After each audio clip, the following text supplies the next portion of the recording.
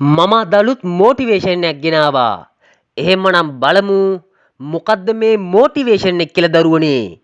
ජීවිතේ ඕනෑම අසීරු තත්වයක සිට දැවැන්ත සාර්ථකත්වයක් කරා යාමට දිරිගැන්වීමක් හා මඟ පෙන්වීමක්.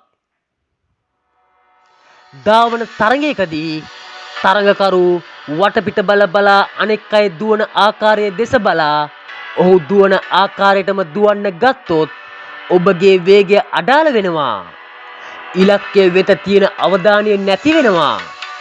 ඔබ අනෙකුත් අය දෙස බලන අවස්ථාවේදී ඔබට දිනන්න පුළුවන් වුවහොත් ඔබ පරදිනවා. ඒ වගේ තමා අපගේ ජීවිතයත්. අප අනෙක් අයගේ ජීවිත දිහා බලා ඉන්න විට අපේ ජීවිතය අප නොදැනුවත්ම අඩාල වෙන්න පුළුවන්. ජීවිතේ දිනන්න පුළුවන්කම තියෙද්දිත් අනුන්ගේ ජීවිත කොපි කරන්න ගිහින් බිහින්ම අපි පරාද වෙන්න පුළුවන්. ඔබම වෙන්න. අනුන්ව කොපි කිරීමෙන් වළකින්න. තම තමන්ගේම කියලා බ්‍රෑන්ඩ් එකක් වෙන්න. අනුන්ව කොපි කිරීමට යන්න එපා.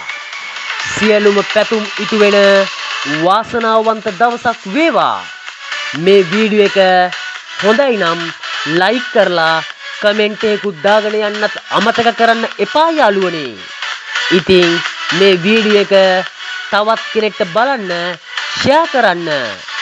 දිගටම රැඳිලා ඉන්න සක්සෙස් 2.0 YouTube channel එක සමග බෙල් අයිකන් එකත් ඕල් දාගෙන තියාගන්න මගේ යාළුවනේ.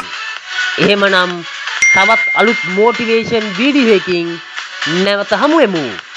අභිප්‍රේරක පුද්ගල හැකියා සංවර්ධන පුහුණු උපදේශක human talent development motivation speech අනුපම චතාරික